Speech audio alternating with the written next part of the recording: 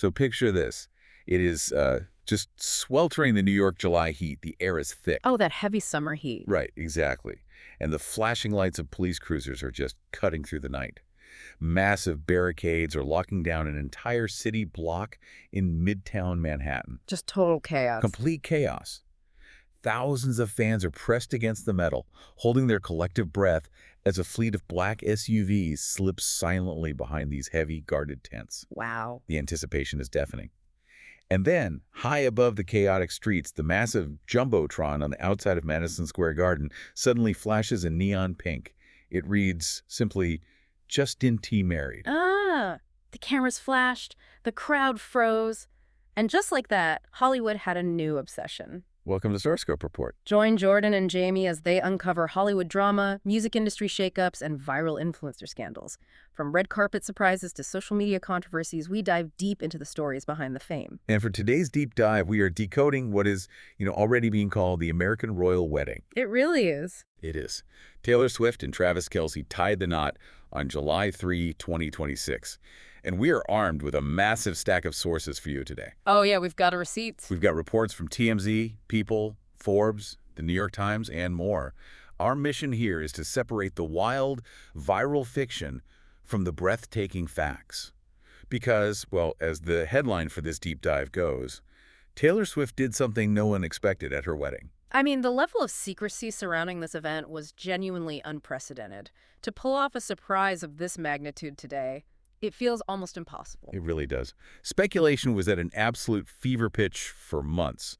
If you look at the prediction markets leading up to July, fans actually placed over $2 million in bets just trying to guess the venue. Wait, $2 million? Over $2 million, yeah. People were gambling $2 million on a wedding venue. That tells you everything you need to know about the cultural weight of this moment. Exactly. And there are these decoy rumors, like purposely leaked, pointing to the Ocean House in Rhode Island, right near her mansion there. Which would make sense.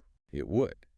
But in this massive logistical pivot, they opted for Madison Square Garden. The Garden. Literally the busiest, most public indoor arena in the world.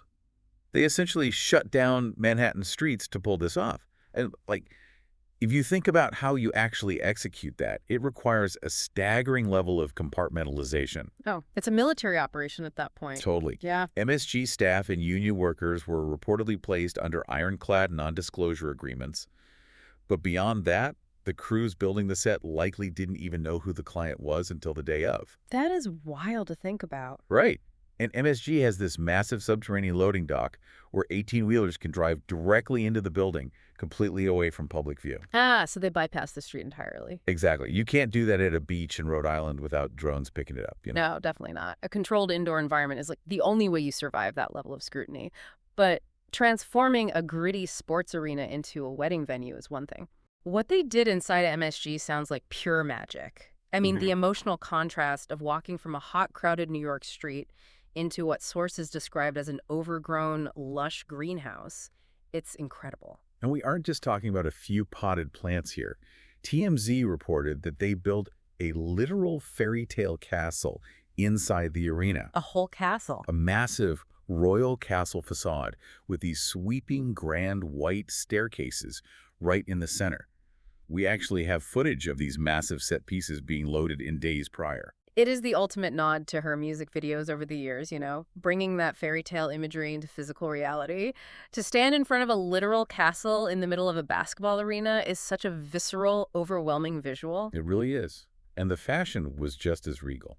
The details here are fascinating. So Taylor wore a custom Christian Dior haute couture gown with a sweeping long train. Oh, Dior. Yeah, and for anyone unfamiliar with the term, haute couture isn't just like high fashion. It means the garment is constructed entirely by hand from start to finish. Right, perfectly fitted to one specific wearer. Exactly, taking hundreds or even thousands of hours of manual labor. This gown was designed by Jonathan Anderson, the creative director for Dior, and it was actually his first ever couture wedding dress for a world-renowned celebrity. Wow, what a debut for him. Right, and Travis wore a classic white tux, also by Dior. They were both wearing custom Christian Louboutin shoes, and Taylor was sparkling in Cartier jewelry. The visual of that, against a castle in a botanical garden, I mean, it's stunning. You have two cultural titans draped in the pinnacle of luxury fashion. You do. But I'm stuck on something here, and I really want to figure out the strategy behind this choice. Okay, what is it? Because for a wedding of this magnitude, the traditional mega wedding playbook demands an army of bridesmaids in matching dresses and like a highly dignified formal officiant. Sure. Instead, there were no traditional bridesmaids, no groomsmen. Right. Her brother, Austin Swift, stood as her man of honor, and Jason Kelce was the best man and the officiant, actor and comedian Adam Sandler. I literally cannot get over this. It's so good. So explain this to me. You have Cartier, Dior, a literal castle, an airtight military-grade security perimeter, and then Adam Sandler is standing at the altar. In a hoodie. I'm kidding. Probably not a hoodie. Probably not. But according to Good Morning America, he penned and performed an original funny song for their vows. That feels totally out of place for a billion-dollar wedding. What is the strategy there?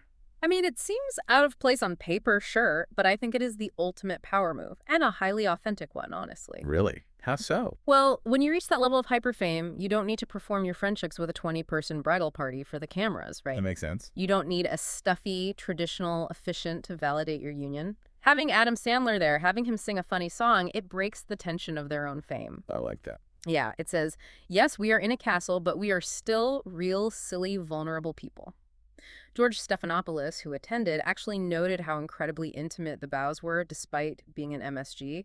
It grounds the spectacle. It grounds the spectacle. I love that phrasing. So they control the environment with absolute precision, but let the actual ceremony be loose, funny, and deeply personal. Exactly. But, if you've ever tried to keep a secret in your own family, imagine trying to hide a castle from 2 million people tracking your every move. Oh, a total nightmare. Right. And while the real wedding was on lockdown behind those barricades, the internet was losing its mind over a completely different reality. Oh, the digital chaos. We'll talk about the shocking visual twist nobody saw coming right after we dive into the digital fallout. If you're loving these Hollywood twists, make sure you're subscribed. We've got even crazier stories ahead in this deep dive. I am so fascinated by what happened outside those walls, honestly. It's wild. So they've built this impenetrable physical fortress. But in 2026, shutting out the physical paparazzi creates a massive digital problem. When fans can't see the real thing, what happens? The internet just invents it. The internet invents it. With MSG wrapped in barricades and massive tents entirely shielding the arrival of guests, the paparazzi were completely locked out. Yeah. Fans standing out in the blistering heat saw black SUVs, but practically nothing else. Which just makes people crazier. Exactly. And when the public is starved for content, that vacuum gets filled with artificial intelligence. Yeah, millions of fans online were fooled by AI-generated wedding photos that started going viral on X. People were so desperate to see inside that they just accepted these digital illusions as fact. They really did. One specific photo went everywhere. It looked like a leaked, grainy, low-quality cell phone shot from inside the wedding. I remember seeing that one. Yeah. It showed Taylor enjoying herself, and right behind her was singer Sabrina Carpenter holding a glass. Now, how does the AI generate this? Generative AI models rely on training data. Because Taylor and Sabrina toured together extensively, the AI naturally paired them in its latent space when prompted for a Taylor Swift wedding photo. Which is clever, but, flawed. Highly flawed. Fact-checkers spotted the visual abnormalities quickly. If you zoom in on the glass Sabrina was holding, diffusion models fail at rendering the physics of light refraction through glass. And the hands. The hands. The fingers were warped, the lighting made no physical sense, and the background crowd looked like melted wax figures. Plus, Sabrina Carpenter wasn't even on any of the confirmed VIP guest list that leaked later. The bizarre AI hands always give it away. I have to laugh, though, at how eager we all are to consume the spectacle, that we are willing to accept a reality where everyone's fingers look like spaghetti. Spaghetti fingers. It really highlights this intense parasocial hunger, It does. And there was another fake going around, too. A photo of Taylor and Travis walking hand in hand down an aisle as guests cheered. Again, it was actually a still from an AI-generated video. The background figures were completely warped. Just melting into the pews. Right. But these fake photos stand in such sharp contrast to who was actually inside that room. The real guest list was a staggering 1,000 people. 1,000 people. That's a huge wedding. Massive. We're talking about Bradley Cooper, Gigi Hadid, Dakota Johnson, Karlie Kloss, Patrick, and Brittany Mahomes. Even Donald Trump, when asked about it at the White House, wished the couple luck from afar. Wow. Yeah, and the VIP treatment actually started on July 2nd, the night before, with a rehearsal dinner for just 100 VIPs at MSG's Infosys Theater. Oh, and the gifts they gave these guests, I am swooning. I really am. Tell us about the gift. They were handed these black velvet boxes etched with the letters T and T. Inside were these massive diamond-encrusted champagne flutes. Along with an engagement photo of the couple printed on frayed fabric, right? Yes, diamond champagne flutes. It's the ultimate souvenir, but also so tactile and carefully curated. So if we look at the mechanics of this, it's almost like a digital black hole. Their extreme fame pulls all the world's attention in, but no actual light or information escapes those barricades. Ooh, I like that analogy. Right, which is exactly why the AI fakes manifest on the event horizon. You have real celebrities walking away with diamonds behind impenetrable walls while the public is outside consuming digital fakes. It's dystopian but glamorous. Exactly. So let me ask you this. Does the rise of hyper-realistic AI fakes actually make these extreme privacy measures, like the barricades at MSG, more necessary? Or does the total secrecy just fuel the creation of the fakes in the first place? Oh man, that is the paradox of modern fame. I think the secrecy absolutely fuels the creation of the fakes. Like, if Taylor had just posted one official selfie from the altar, the AI fakes would have vanished instantly. Because there'd be a baseline of truth. Exactly, because there would be a real baseline. But on the flip side, because AI can now fabricate your reality so easily, I totally understand the psychological need to build a fortress. Yeah, protect your peace. Right. If the internet is going to invent a fake version of your wedding anyway, why not build a wall, enjoy your real wedding in total privacy, and let the internet fight over the ghosts? That is a great point. It's almost like celebrity culture is shifting from being seen to controlling the simulation. When the press is locked out, AI steps in to fill the void. It really does. But the fashion and the fakes were wild. But wait till you hear what happened when the music started and the $26 million secret they dropped right before walking down the aisle. Stay tuned and hit that subscribe button so you don't miss what's coming next, because the final piece of this puzzle is deeply moving. Let's explore the soundtrack and the sheer scale of this American royal wedding. Because, you can't have two of the biggest figures in pop culture and sports get married without some major musical moments. Oh, absolutely not. And the lead up to this actually started days before they even got to New York. It happened down in Nashville at Tight End University. Yes. For anyone who doesn't follow football, TEU is this annual summit where NFL tight ends gather to run drills, share techniques, and just hang out. It is a gritty, athletic environment. But Taylor crashed it. The ultimate full circle moment. She showed up wearing this gorgeous, asymmetrical black dress, completely surprising the crowd of athletes by jumping on stage with country star Lainey Wilson. They sang Love Story. And she deliberately flashed her actual stunning engagement ring to the crowd right during the lyric. He knelt to the ground and pulled out a ring. The crowd went absolutely wild. I mean, it gives me chills just thinking about it. To write a song like that as a teenager about a fairy tale romance, and then almost 2 decades later get to live out that exact lyric while looking at your fiancé in the crowd days before your wedding. It's incredible. It is profoundly emotional. It bridges her past and her present so beautifully. It is brilliant storytelling. And if you look at the mechanics of this rollout, it was executed like a meticulously crafted album launch. Oh, for sure. Every detail, from the decoy venues to the TEU performance, was curated to tell a very specific story. And that storytelling continued right into the ceremony. When it was time to walk down the aisle, she didn't choose a traditional bridal chorus. She walked down the aisle to a live string rendition of one of her own songs, and preceding her down that aisle were Jason and Kylie Kelce's daughters, serving as the flower girls. Which ties perfectly back to that grounded, family-first narrative they established by having Austin and Jason as the only bridal party. Right. It keeps the core of the event focused on the people who actually know them, rather than turning the ceremony itself into a concert. Though, to be fair, the concert atmosphere was definitely lingering on the periphery.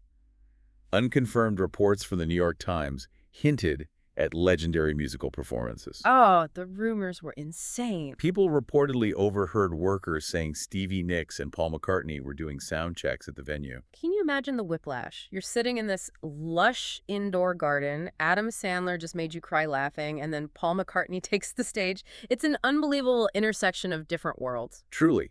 But for all the musical legends in Dior Couture, the most massive statement they made that weekend wasn't musical, and it wasn't fashion. No, it wasn't. It was financial. Before the wedding even took place, It was revealed that Taylor and Travis donated $26 million to various charities. 26 million. They spread it across several organizations, including Feeding America, the ASPCA, and Dolly Parton's Imagination Library.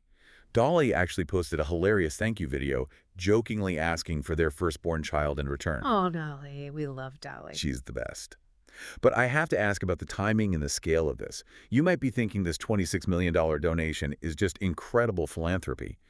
But we are talking about a wedding that cost millions upon millions of dollars. Right. The MSG rental, the security, the Dior, the Cartier. If you look at the carbon footprint and the sheer extravagance of shutting down a block of Manhattan, is this $26 million donation a pure, genuine act of giving? Or is it a brilliantly calculated PR strategy to offset the optics of throwing an ultra-exclusive billionaire wedding while the rest of the world watches from behind barricades? You know, you raise a very fair point about the optics. I think it has to be both. You don't reach their level of cultural dominance without understanding how things look to the average person. Very true. They know exactly how a multi-million-dollar wedding inside Madison Square Garden plays to the public. But at the same time, look at the charities they chose. Feeding America, animal rescue, children's literacy. These are causes they have consistently supported throughout their entire careers, long before this wedding. That's a good point. There's a track record there. Exactly. It's a massive statement. It says, yes, we are celebrating our love on a massive scale, but we are also using this moment of intense global attention to inject $26 million into the world. It reclaims the narrative from just being about wealth hoarding, turning it into a moment of wealth distribution. Reclaiming the narrative. That really is the underlying mechanism of this entire event. Let's step back and look at the whole picture we've unpacked today. It's a lot. You have a couple who took the most public arena in the world and turned it into an impenetrable private fortress. They skipped the massive bridal party for their brothers, chose Adam Sandler over a stoic official, let the internet chase AI ghosts while gifting real diamonds to their friends, and punctuated the whole thing with a $26 million donation. They gave the public the fairy tale imagery they wanted, the castle, the dress, the romance, but kept the actual physical reality entirely for themselves. It is a masterful balancing act of public expectation and private boundary setting. Which brings us right back to where we started. That image of the sweltering July heat, the flashing police lights, the barricades, and the black SUV slipping out of sight. The public is kept on the outside, staring at a neon sign that just says, Justin T. Married. Just incredible imagery. It leaves you with a lingering, provocative thought to mull over today. If Taylor Swift can literally construct a castle inside the busiest arena in the world and successfully hide the visual reality of her wedding from the entire planet, while artificial intelligence fabricates the rest, what does this mean for the future of mega fame?